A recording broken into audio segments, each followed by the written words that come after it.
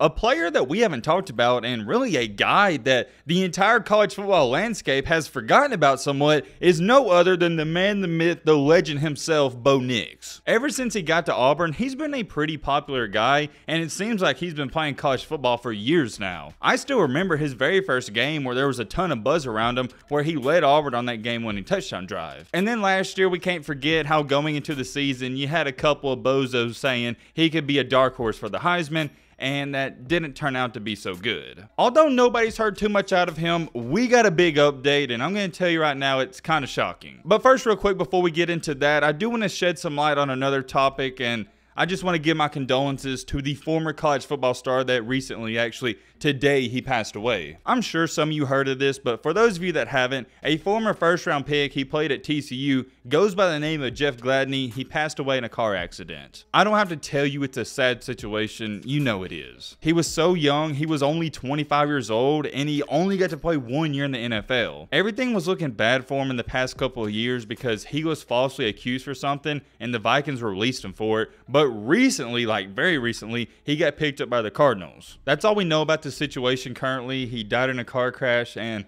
there's not too much to say about it. Although his NFL career, it got off to a bumpy start, that's not what I want to talk about whenever someone passes away. You want to talk about the best moments of their life. You want to talk about what they achieved, and what this man did at the college level, and even being a first-round pick, it's amazing. I'm not going to sit up here and lie to you guys like I watched him a ton in college. I didn't, but I did know of him. It's terrible. My thoughts and prayers go out to his family. I also believe, correct me if I'm wrong down below, someone else also died in the car crash. I hope this goes to prove to some of you guys and just show you, you never know when's your last day. You may be having a bad day, and I myself, I'm victim of this. I feel like some days I'm having a bad day, but I'm still alive. I know it's cliche and corny, but every day we wake up, it's a blessing. Just try not to take life for granted and make every day count, and I'll leave it at that. Let's get on to the main topic, Mr. Bo Nix. Where do I even begin with this guy? Well, first things first, let's go over the basic stuff. As we all know, he went to Auburn, and he had a up and down career, and it's debatable. A lot of Auburn fans and just people in general never felt like he was that great,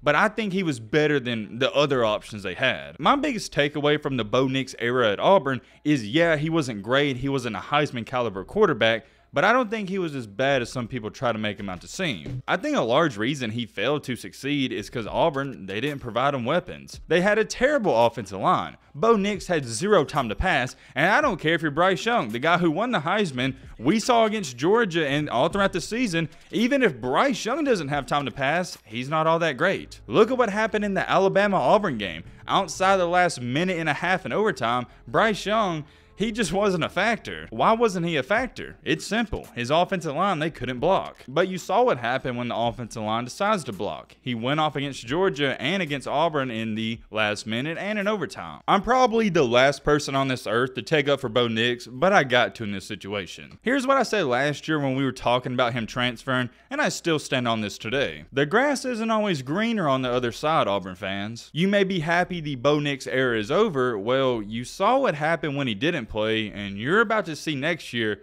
it's not always greener on the other side, my boy. Once again, let me reiterate this. Do I think Bo Nix is a great college quarterback? No, absolutely not. But here's what I do think, and actually I don't think it, it's facts. I don't think Auburn can find a better quarterback. That's where I stand on it. But anyways, long story short, Bo Nix wound up deciding to transfer out of there, and he lands at Oregon. I vividly remember when he announced he's going to Oregon, everybody saying, oh, he's not going to win the job. Oregon has two other great quarterbacks. According to the new reports recently, and I've been keeping up with this here and there, Bo Nix is projected to win the starting job, and it looks like he's the front runner. I assumed this was going to happen last year. Here was my logic. I didn't think he was going to transfer to Oregon to not get the starting job. I'm not saying they guaranteed him the job, but you had to feel like he knew deep down he had a good shot of winning it. Also, according to the sources, it's being said that it's down to two people, Ty Thompson and Bo Nix. There is another guy in the mix, but from everything I've saw, it's between those two. But me personally, I would say there's a 99.9% chance that Bo Nix, he starts week 1 against Georgia. In that Georgia matchup, let me tell you right now, that is going to be the game I'm circling on my calendar, and I cannot wait to see. You got Georgia, Kirby Smart coming off of the championship, and then you got Georgia's old rival quarterback at Auburn, Bo Nix, playing against them, but in a different uniform. It's going to be awesome, or at least I hope it is. If I had to pick a team right now, obviously I'd pick Georgia,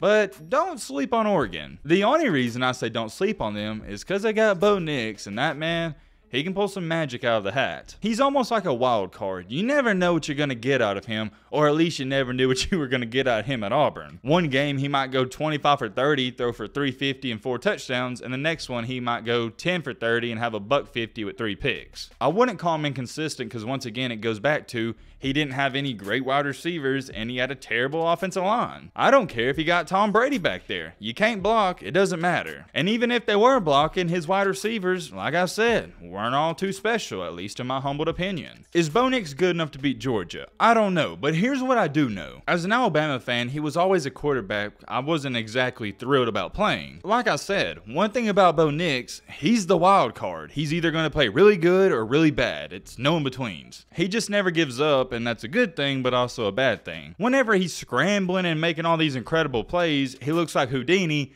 but sometimes it doesn't turn out so well. Sometimes those crazy throws and scrambles, they turn out to be interceptions and fumbles. I guess only time will tell, and we'll have to wait and see how that plays out, but we have another update on the Bo situation. Or not really the situation, my bad, but rumors have come out about how much money he's made from the NIL, and I found this rather interesting. Somebody at ESPN who's close with an NIL agency, he leaked out this information, and I'll just read it off to you. We ended up bringing in a number of them, referring to players, Bo Nix being one of them. Bo was paid $500 or $600 a week, and it was like $8,000 to $9,000 a deal for the semester. It was probably more than what should have been paid, but nothing crazy. They also added to it and said if you break that down, that means he's making $33 per minute through his name, image, and likeness. Is that true or not? I don't know, but it is coming from an ESPN source. I just have a hard time believing that because I thought the NIL money, it was way more than that. Maybe they're just talking about one deal, but only making $500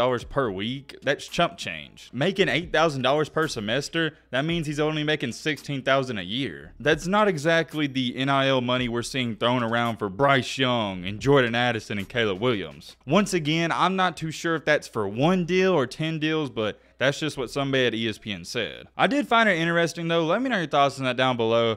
I just, once again, have a hard time believing he was only making that much. Maybe he was though. I mean, I have to remember that Bo Nix, he's not this marketable quarterback that everybody wants and everybody wants to do an NIL deal with. And I don't want to underestimate making $16,000 just from brand deals, but compared to what some of these other guys are making, that's nothing. Imagine Lincoln Riley telling Caleb Williams, hey, if you come to USC, I'll give you $16,000. Caleb Williams would have laughed in his face. I expected Bo to win the starting job when he announced he was going to transfer last year, and now it really seems he's starting to separate himself. He has a lot of games under his belt, and for Oregon, I think that's the right choice. And it's not like if you start Bo in week 1, you can't move off of him. You can bench him the next week if you want to. But I did think it was worthy of talking about because we haven't heard a single thing out of him in months. I'm very curious. Let me know your thoughts down below. But with all that being said, peace.